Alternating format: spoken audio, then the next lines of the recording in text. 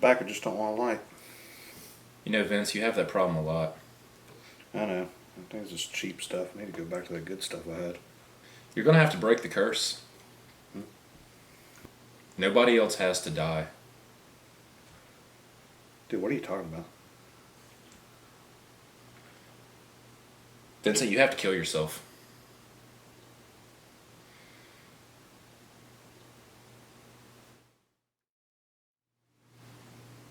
Hello all, and welcome to this Spooktober edition of Midnite Movie Reviews. Yes, sir. Halloween season in full effect. And tonight we will be talking about 80's horror comedies. Quite possibly the, most people don't call it the golden age of horror, but No, I think the diamond age of horror. it's probably my favorite genre of movies. I mean, I love horror movies. I'm a horror guy through and through.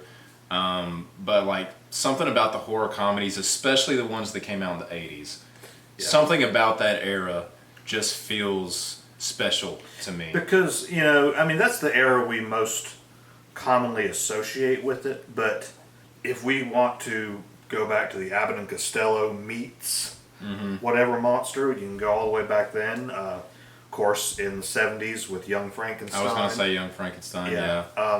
There were those horror comedies all throughout the years. And we still see them today. I mean, things as recent as like Tucker and Dale versus Evil and stuff like that. Zombieland. Zombieland, yeah, good example. But, I feel like the 80's horror comedies just, they capture that essence so well. They do. And they're nostalgic to me.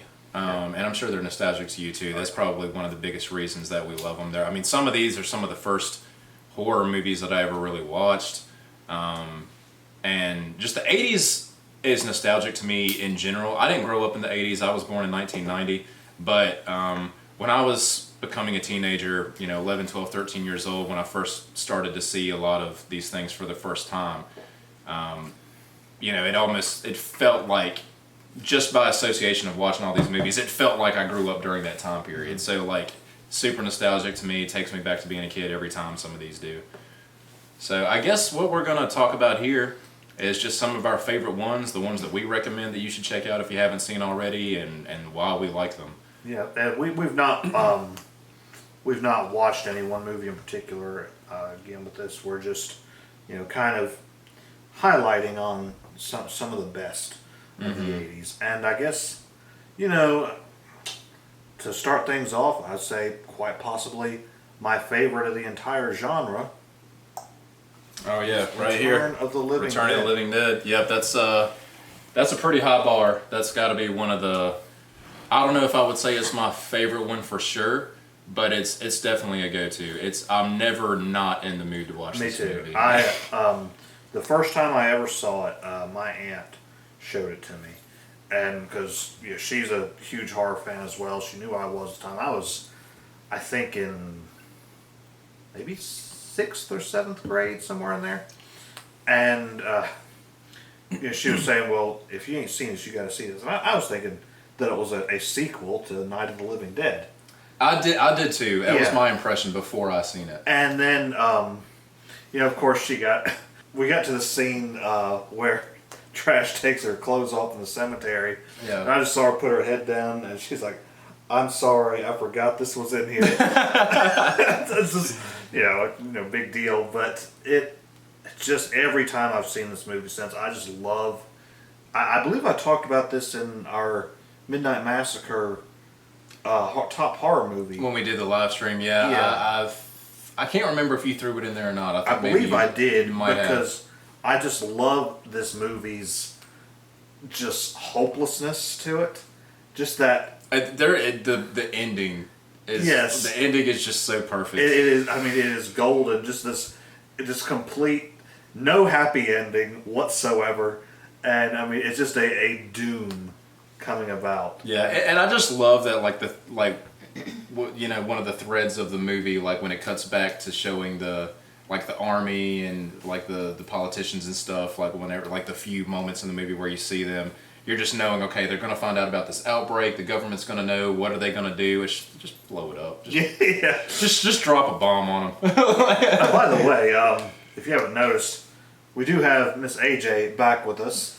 You might remember her from the Bill and Ted review. Yeah. There's a particular movie that I want to get her to talk about too. Yeah. Something that's on this list that's near and dear to all three of our hearts, but she's a really big fan of it. So do you want to tell them what we're talking about? Fright Night? Yes. Yeah, I love Fright Night so much. It's probably, I think Lost Boys was my favorite vampire movie until I seen that one. And I think you're right about there's no reason to compare them, but... Yeah, a lot of people will try to compare those two movies, and I'm not sure why. Other than the fact that they both came out in the 80s, they're like 2 years apart or something like that. They're both vampire movies. Other than that, there's nothing about them really that are alike. They're two completely different things. But I still think it's probably my favorite vampire movie. The aesthetic of it is just so good. I mean, it's just got like, to me, if I could like embody the 80s in like one movie, well, at least in this genre, to me it's Fright Night. Like, it just feels so 80s like the entire time, and it's just a simple story, but it's just so good, and it's fun. Yeah. And it's funny. It's funny where it's supposed to be funny. Even the corny stuff is funny, and it's just great. It's something that'll never get old. I've not seen the sequel. There's a Fright Night 2. I've never watched it. I believe, I think I have, but it has been quite some time ago, and I might be misremembering completely. I don't think I really liked it. I know I've seen, again, not comparing the two, I know I've seen the second Lost Boys. Yeah, I've only seen the first one. I hated it. And there are like 4 of those now? I think so, and I didn't 3 or 4? I've only seen the second one, and I didn't like it, but I can't remember if I did see the sequel to Fright Night or not. But there was a remake that came out in 2011, I think, that had he's always going to be McLovin, but that actor's name, whatever it is, it was pretty good for a remake. Out of every horror remake I've ever watched, that's probably one of the ones I was the most pleased with. But anyway, we're not here to talk about remakes, but we wanted to mention Fright Night. She's a big fan. I'm a big fan. He's a big fan. So if you haven't seen Fright Night and you like vampire movies and you like comedy, and you really want to watch something that just so embodies the 80s and that whole entire aesthetic, just from the presentation of the film and the music, the score to Fright Night is unbelievable. It's so good. I could just sit there and listen to the soundtrack of that all day. It's just great. So go check out Fright Night for sure if you're looking for that kind of stuff. Speaking on soundtracks in general, that I think that's another thing about Return of the Living Dead I love so much, is just that straight 80s punk. Yeah, that's the whole vibe of like those kids that come into the cemetery. Yeah. Every one of them is like a stereotype from the 80s. Yeah, and just that soundtrack in general, I absolutely love it. Be it the entire opening sequence where they're breathing in the gas to the actual, I can't remember the song that plays, but when is it the party time? Yeah, when they first come to life, just that iconic scene of that first zombie popping out of the ground and eyes opening. Yeah, and honestly, I think the funniest thing about Fright Night is the 2 actors from the very beginning. The characters' names I'm forgetting, but I know one of them is like Frankie or something like that. The kid that gets the job at the. You said Fright Night. Sorry, I'm Return of the Living Dead. Yeah. I'm forgetting the character's name, but I want to say it's like Frankie or something like that. And there's like the older character who tells him about the things downstairs, and he tells him about the government and what is it that they're working in? It's some sort of like a lab for. Well, they sell these like medical supplies. It's a medical supply company because they sell like cadavers and these.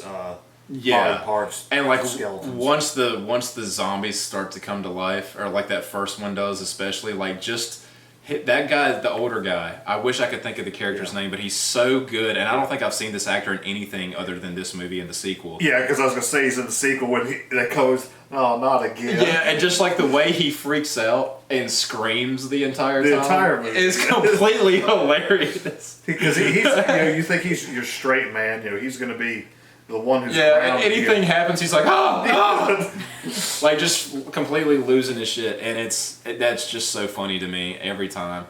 And of course, the zombies are a little bit smarter in this movie. They get to the point where they can actually think a little bit. They figure out how to set traps. With they kill the paramedics, and then the zombie talks into the send more paramedics, send more cops. Yeah. And then when they it's just the fact that they talk in general. They talk and they're smart, and then there's the other zombie that talks when they rip that one like in half or something, and they strap it down to the table, and she's talking about it hurts that we have to eat brains because they can feel themselves. They can feel themselves right, and honestly, like as funny a movie as this is. And it's just kind of funny to see her laying there with like the little spine just like flopping around. But like that's pretty dark stuff. Oh yeah. Like that, if you think about that for a second, that's horribly scary. Mm-hmm. The fact that it hurts to be dead, and you have to eat brains like just to keep from hurting. That's pretty dark thing for the tone of this movie. But and in both movies too that we've talked about so far, the cinematography is, it is beautiful. Yeah. And just thinking especially that vertigo shot in Return of the Living Dead when I can't think of any of the characters, but the girlfriend of the main guy. Tina, I think's her name. Yeah, I think so. Yeah. When she first sees the tar man, and that vertigo shot there. It's so, for a movie as if you want to call it campy. Yeah. As it is, I'd say it's campy for sure. Oh yeah, it just to have these beautiful shots, and then the scene where Trash is leading the rest of the zombies through the street, and you just nothing but the fog. Just some of these sequences in these movies, they're unforgettable, and I think that adds to it more. Not just the fact that they are hilarious in their own right, but just there's so much more to these movies that makes them memorable. Yeah. And it's something, too, that you might not know, where we were talking about how we thought when we first heard of this movie that it was a sequel to Night of the Living Dead. Actually, it was meant to be. At the time that it was written, it was meant to be a sequel to Night of the Living Dead. But right around that same time, well, in the 70s, Romero put out Dawn of the Dead. And I think, I can't remember if, is it Dan O'Bannon, the director of this? I think... I don't remember if he wrote the script or not, or if he wrote it with someone, but the original idea was for it to be their version of a sequel to Night of the Living Dead, but of course there was just no way to really do it that way, and Romero kind of had his own vision for what he was going to do, so he wasn't just going to accept some outside script. He was making the movies he wanted to make, and so yeah, like they just sort of reached a point where they said, well, we can still make this, but we'll call it Return of the Living Dead, but like it'll be a separate thing entirely, and we'll just add this comedy element to it, and it just became its own thing. So, away from zombies, vampires, one of your other iconic horror monsters, of course, would be the werewolf, and you had your more lighthearted movies such as Teen Wolf. But I like Teen Wolf. It's a very enjoyable movie. But I like it. It's not like a favorite one. Yeah, it's not. But I like it a lot. Quite as memorable to me as American Werewolf in London. Yeah. That I feel like that is an iconic one. If there's two movies, especially around Halloween, that I have to watch every year, it is Return of the Living Dead and American Werewolf in London. Yeah. I have to see those movies. American Werewolf especially, just because I love the scenery of it. Yeah. And it sets itself up to be an actual, like, true kind of gritty horror movie to begin with. And it gets kind of dark in places, but then any scene where, let's see, once again, losing character names. I've seen these movies hundreds of times, but the one who actually gets killed, David is the main one, right? Yeah. Yeah, David's the main guy, and then the other guy is, I'm just not going to think of it. Sure. I'm not going to think of it right now. But if you've seen this, you know who we're talking about. Yes, every time, after he's killed, and he comes back every time as a rotting corpse, and he's a little bit more rotted every time. But he's just nonchalantly just talking, having casual conversations with him. Yeah, and something I can never look away from. There's one scene in particular where he's talking to him, and there's just like everything, like his whole side of his face is just completely rotted away. By the way, the effects of this movie is something we want to take a point to talk about because the effects are amazing in this. But like everything over here is just like rotted and falling apart. And there's like one piece of skin that just like dangles there. And every time he talks, it like moves. And it's like the weirdest thing to look at. It's just like, you just want to grab it and just like rip it off. But it's just like this weird, like gross thing. My favorite scene of the movie is when he's in the movie theater. Towards the end. Yeah. And then all the other, it's his victims. Yeah, all the ones he's killed is come back into. And they're all sitting in this movie theater just having just this totally nonchalant conversation about how you just need to kill yourself, David. That's the only way we fix this. You got to kill yourself. Explaining all the ways he has to do it. That's the concept. Yeah, so basically every time Jack comes back to him is tell him he has to kill himself or else because that's how you got to break the curse, or else you'll just pass the curse to someone else. You have to stop the cycle. You have to kill yourself. All the other ones are in limbo, waiting that time. They can't move on because until the bloodline is cut. So he's like, well, you have to kill yourself. And I just love we're like, you ever talk to a corpse? It's boring. Yeah. Yeah, and the effects in this movie are great. And funny enough, there were 3 big werewolf movies that came out this year. American Werewolf in London, The Howling, and Wolfen all came out in 1981. Wolfen, I have not seen, unfortunately, to this day. Still never watched that. It was the one that kind of ended up getting buried under the radar, under the success of the other 2. And American Werewolf in London and The Howling both had the same idea to actually film a werewolf transformation, like in real time with the effects of you actually being able to see the transformation, which is kind of a new thing. Like if you think back to the werewolf movie, the old werewolf movies, Wolfman. You never it just shows like the cut scenes where he's just gradually fading. Yeah, they had to use camera tricks and things like that to show the transformation. Teenage Werewolf, same thing. Yeah, so these 2 movies had the idea of actually showing you through special effects the transformation like right there in the shot. And it's just kind of a funny thing to think back on that those 2 movies independently had that same idea and both pulled it off, and they came out the same year. And it is I haven't seen The Howling is not a horror comedy. It's a very straightforward horror movie. And even as for American Werewolf in London, that scene where he is transforming, it's been such a...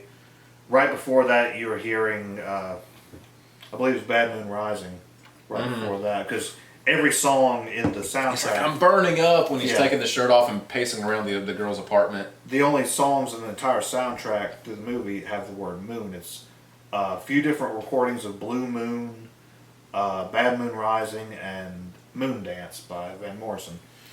That's something I didn't even know till just now. Yeah, the only songs in the movie have the word moon in it. Huh. But right after Bad Moon Rising, it's a pretty light-hearted scene. You just kind of wander around like, all right, what do I do now?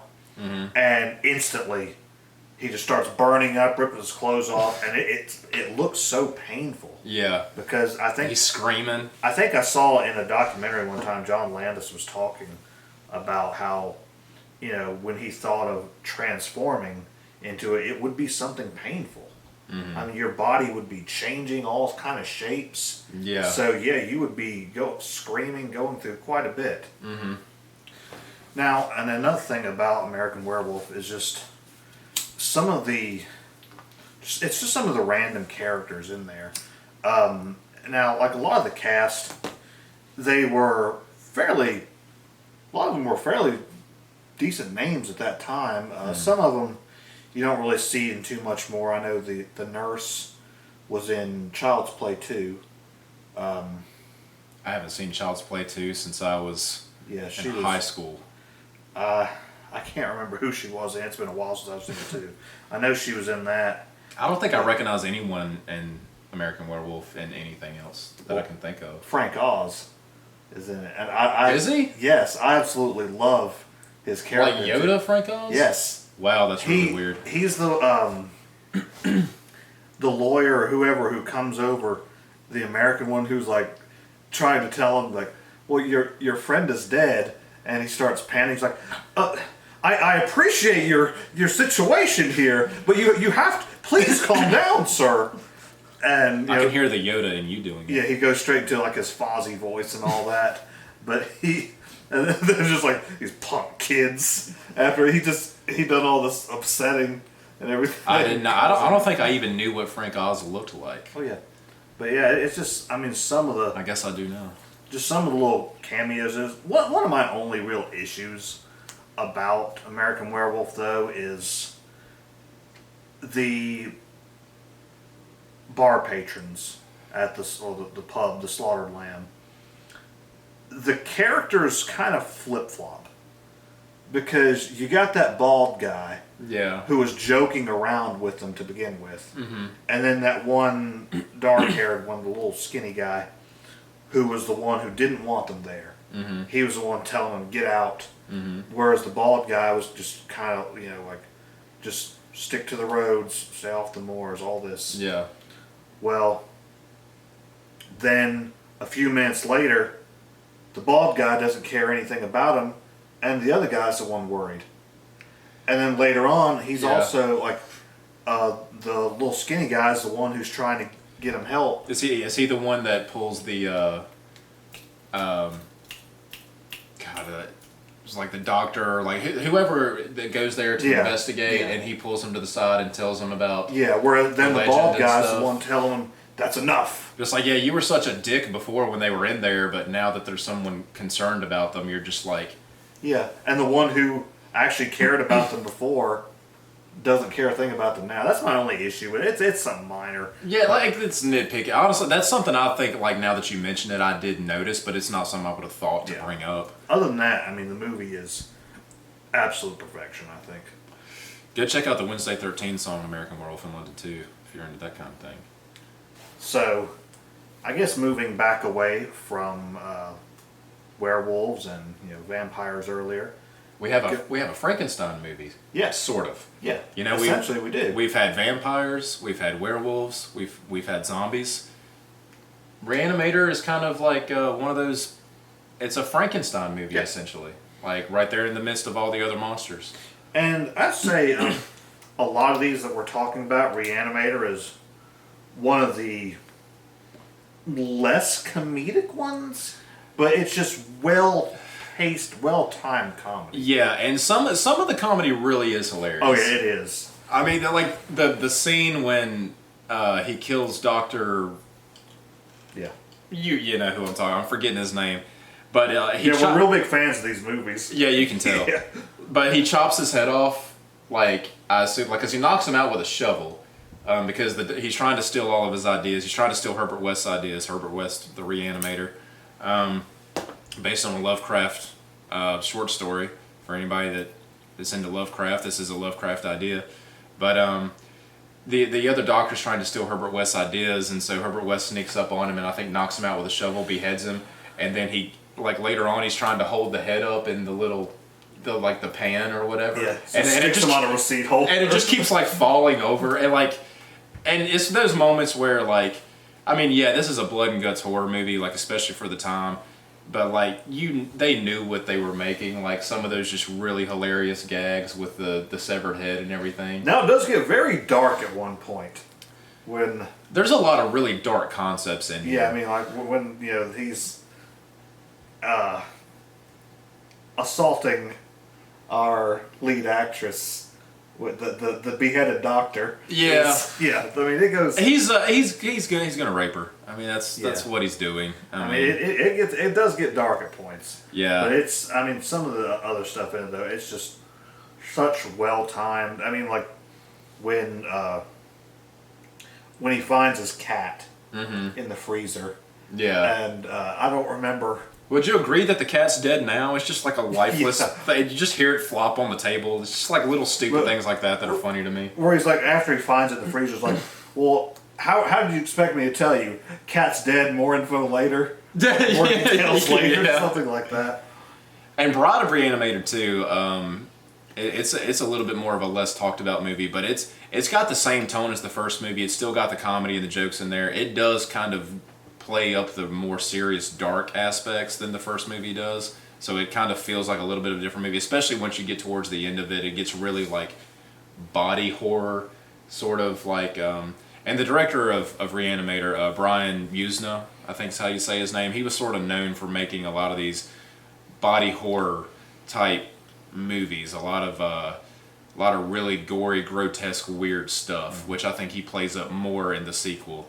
But the first Reanimator is just like always that like classic thing. Like, and it's probably, as far as all the stuff by him I've watched, it probably is my favorite movie of his.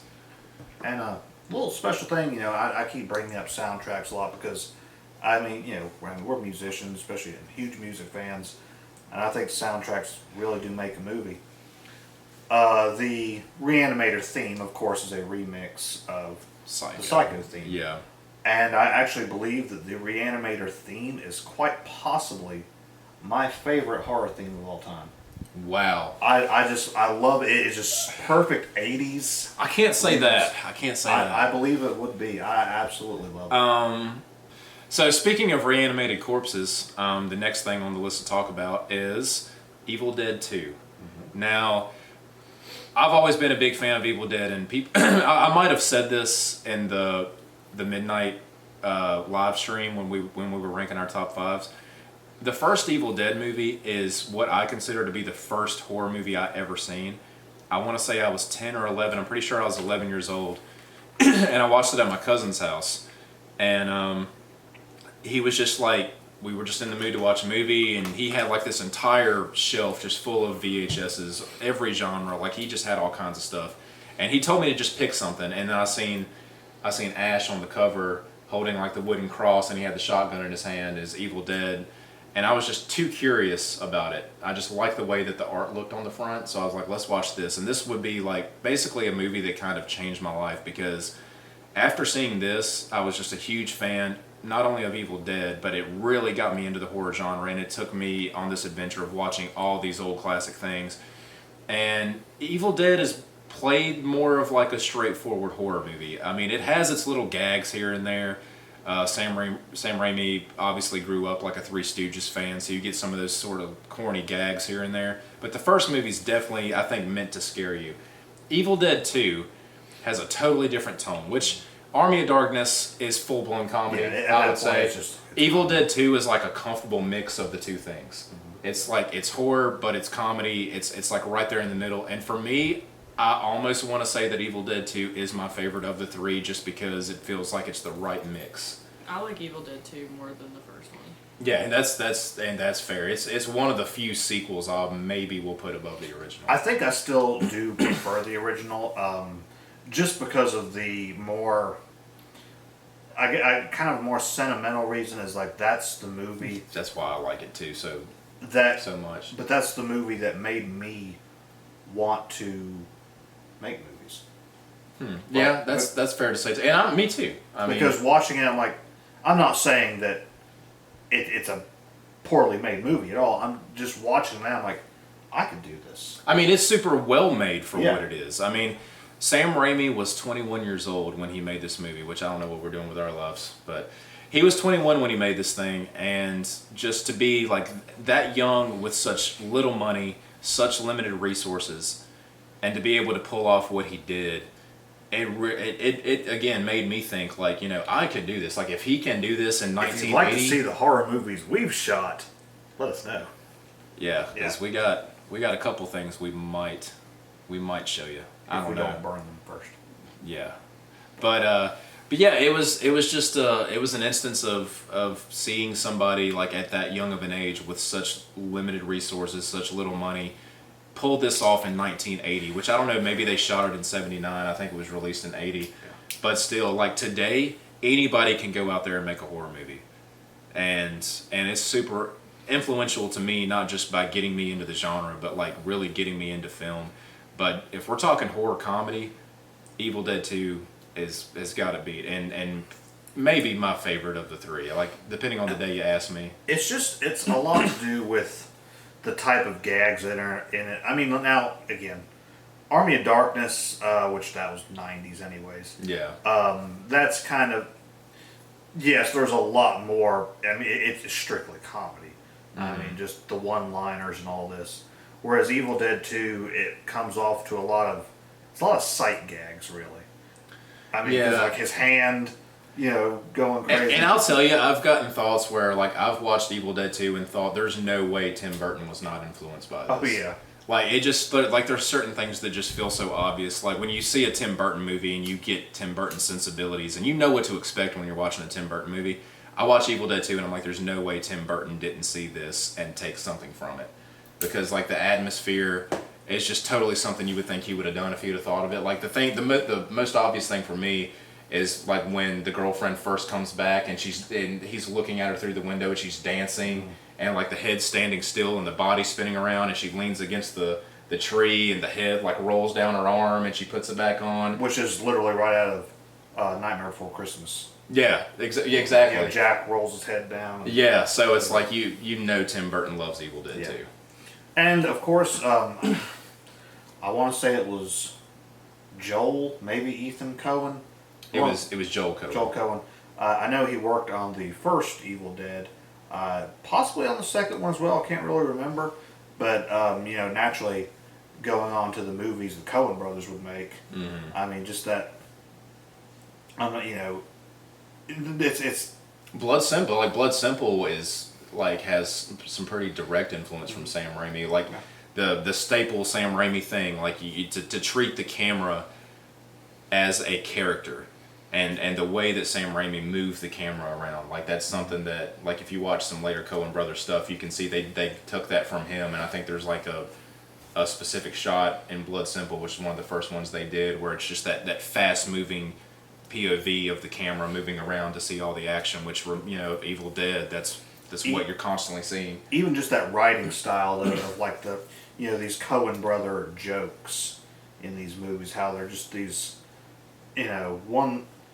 a completely serious scene, but one little random joke is thrown in there, and it doesn't take it's certain times that can take you out of the scene entirely, but this is just it's a well needed comic relief, and Evil Dead 2, I feel like it's just like those ups and downs, because there's those scenes of it's straight horror, especially when Ash first becomes possessed at the beginning, and then it slopes down to comedy from there on. Yeah. And I mean, it's constantly up and down throughout the entire movie, and it balances it so perfectly. Yeah. It did, like the scene with where everything in the room is alive and it's all laughing at him, and he's just laughing right along with it, and the deer head on the wall is possessed, but he stands there and laughs to the point where he just starts crying. Where like he just realizes in the middle of all this, like, wow, I'm kind of screwed, but it's still so funny. And some of the ways that Evil Dead 2 was shot, like there's a scene towards the beginning when he's first driving, when he's trying to leave, and he gets to the point where the bridge is out, and some of those shots just look like so corny, and like everything looks like it doesn't quite fit together, but it gives it like this really dreamlike sort of quality that just really works for the tone of the movie. Like everything, I mean, I don't think I can say anything bad about Evil Dead 2 at all. Like even for whatever the mistakes are, like I'll forgive everything. It's like a perfect movie to me.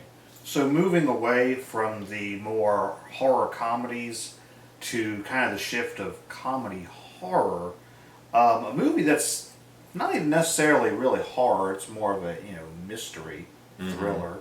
It's horror in the sense of it definitely gets the horror aesthetic, down Yes. perfectly. It looks great as a horror movie, but it's not a horror movie. Yes. But it's easy to lump it into that category. Which would, of course, be Clue. Clue, yeah. Should have said that before I said all that. But either way, yeah. And I love Clue. Like, we're not considering it horror, but like I think it's aesthetically close enough to horror that you could kind of lump it into that category a little bit. There's nothing scary about it whatsoever. No. It's purely made for laughs, but it's just such a classic movie. And when I think comedy horror, like, it's something that I do associate with. Like, and it gives me the nostalgia.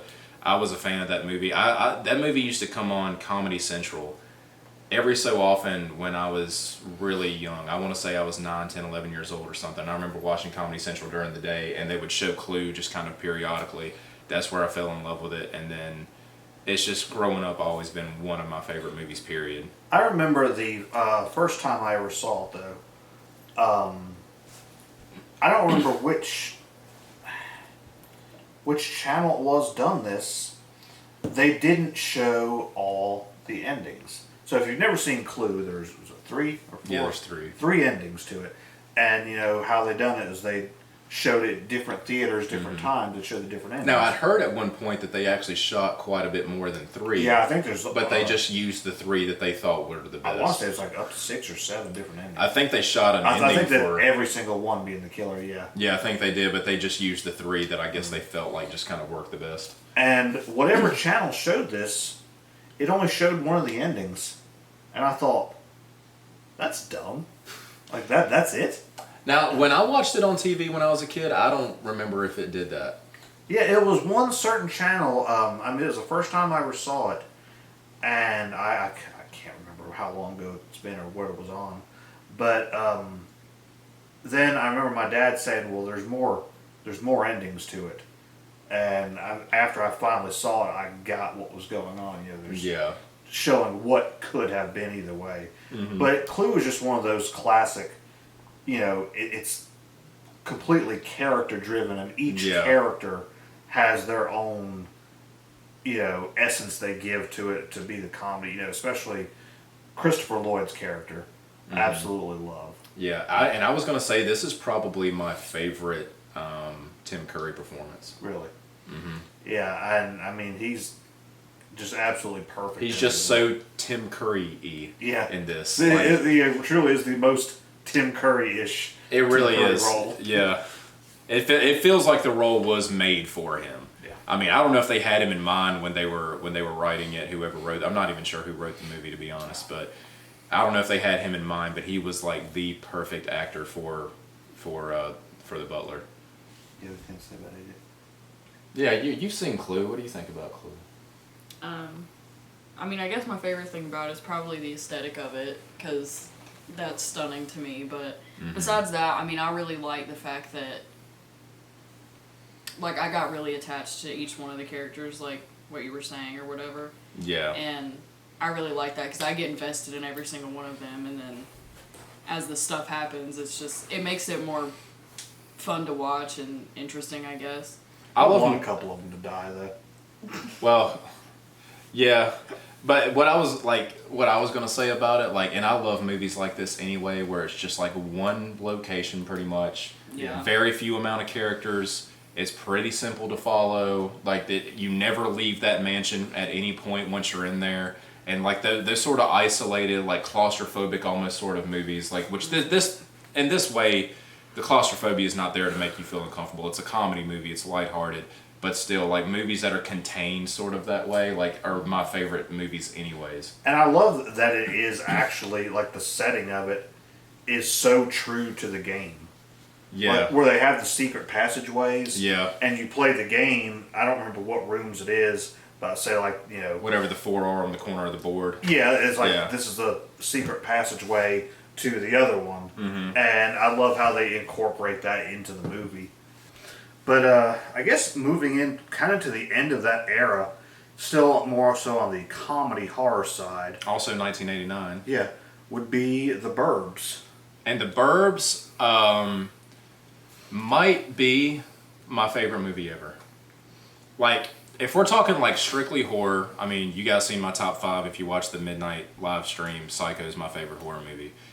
But if we're talking about just favorite movies, period, regardless of genre, that's asking a big question. I don't know if I can definitively say that The Burbs is my favorite movie ever, but it's at least going to be in the conversation. Like, my favorite Tom Hanks movie ever. Well, easily that for me. So like if I'm thinking favorite movie of all time, The Burbs is going to pass into my mind. And I have a special connection with this movie. Just like Clue, I seen it on TV when I was really young. And at some point I found a VHS like at a pawn shop for like $5 or something. And I remember watching this movie. This is not a joke, not an exaggeration. I remember watching this movie every single night for about 2 weeks straight when I was in high school. Like right after I got the thing. Like I would come home from school and right before I went to bed I'd put The Burbs in. And I did that like every night for what must have been, I'm trying not to exaggerate, it must have been like 2 weeks I think. Like every night I watched that thing. And I'm at the point now, like, and I just watched it again not too long ago. Her and I watched it together, and I'll let her say something about it if she wants to, but I almost know that movie like line for line. It's great. And it's I mean, I don't even know where to start. It's just it's kind of a movie that I feel like has flown under the radar a little bit. It's not one that I hear people talk about. I mean, especially with having such an A-list actor like Tom Hanks in it. And this came out like sort of when Tom Hanks was really getting big. Yeah. I mean, he had done some other stuff before then. He was already like a well-known name. So I think he had done big. He had done big, and there was a few things he did back in the 80s that were... the first time I ever saw this, actually, and my mom bought this box set because of this movie, but my mom bought a box set that had the Dragnet movie with Tom Hanks and Dan Aykroyd, had the Money Pit, and had the Burbs. She got it for the Burbs, but we watched the other two movies first, and I'd seen both of those before. I'd never seen the Burbs at that point, and I watched it, I'm like, oh wow. Yeah, this is... You saved the best for last. Yeah, this is absolutely amazing. See, I have it on like one of those like dual disc things. Like it's the Burbs and the Money Pit. The Money Pit, by the way, nothing to do with horror whatsoever. But if you ever get a chance to watch the Money Pit, that's a good movie too. Yeah. But the Burbs is better, and it's just a classic movie, man. Like we're not necessarily going to sit here and review the thing. We could do that at some point in time, but I just can't say anything bad about this movie at all. Comedy. It's funny where it's supposed to be funny. I mean, some of these things I don't know that a modern audience would really find funny. It is like a little bit dated maybe. But it's just... Most of the movies we're talking about. Yeah, they're going to be dated to some degree. But the comedy works, and the horror, again, nothing about this movie is scary, and it's not trying to be. But just the way they captured the aesthetic of like that 80s horror feel is just perfect. Especially just the entire concept of living next to neighbors that are killing people and burying them in the backyard. Yeah, I mean that's just a cool concept anyway. The fact that we at some point we've all had neighbors we don't really know, and you're like, okay, what exactly are they doing over there? You see them acting kind of strange at night. Like me and my wife had a couple neighbors here a few years ago, and the man. I don't know if he was quite all there. I know he was disabled in a way. He walked with a limp. I think he might have a stroke or something. But I would see him. I would watch out the window. He would just kind of walk through the yard at just odd hours, go into the woods, grab a tree branch and start shaking the branch. Just look and then walk back to the house. Sounds like something the Klopex would have done. Yeah, and I'm just like, okay, what does this guy have buried under his floorboards? So. Yeah, it's just a take on like, small towns. I mean, of course, the Burbs means suburban. It's just a take on like these small areas, these neighborhoods where everybody knows everybody. Everybody's got each other's gossip. And there's I genuinely think my favorite thing about that movie is that the dynamic of that neighborhood. Like it's just so good. And they all know each other, and they all know what's up. But then as soon as there's somebody not like them that's there and is being secretive, they just start to assume the worst. Which, as we know, what they were doing what they were suspected of. But it's much like the Twilight Zone episode the monsters are due on Maple Street. Something goes wrong. That's a good comparison to make. Okay, well, what exactly are they doing over there? They want to explain this and that. And because all these, every small town, we live in a very small town here. Yeah. There's always those stories because they start telling the story about that, the pharmacist or whoever, the drugstore owner that. He had like a soda fountain or something like that. Yeah. And then he killed his family with an ice pick. Yes. Because he just came home one day and snapped. Yeah. All these small towns have those backstories, and it just always makes you wonder. Skip, that was the guy's name, Skip. Yeah. Skip, the ice cream guy or whatever. It just makes you wonder. Snow cones, whatever it was. Who's living next door? Mm-hmm. Who is your neighbor? And it's just a classic movie that everybody can relate to, especially if you live in a small town or a small neighborhood where everybody knows each other and everybody knows each other's gossip. Like, you can relate to like that one person or that one family on the block that just, you can't figure out what they're about. You don't know what they're doing. Like, nobody's coming and going, so of course, like, and their yard looks like shit. And that's kind of like a funny thing that they kind of bring up in the movie too. Is like, you think they're going to do anything about their yard? Yeah. And then the one neighbor, Bruce Dern's character, is just like so concerned with having this nice yard, and then Walter, the other neighbor's dog, takes a dump in his yard, and that just sets him off. Like, all these little small concerns that like these mundane middle class families have, and then it's like, there's these people here that we know nothing about, and then of course they're burying people in the backyard, and that's just like a cool thing. Yeah, and like I think we might have said before, we won't get into out of respect for the families, but I mean, there were things happened in this very house. Yeah. I won't get into the exact details of that, but there were some pretty gruesome things happened here.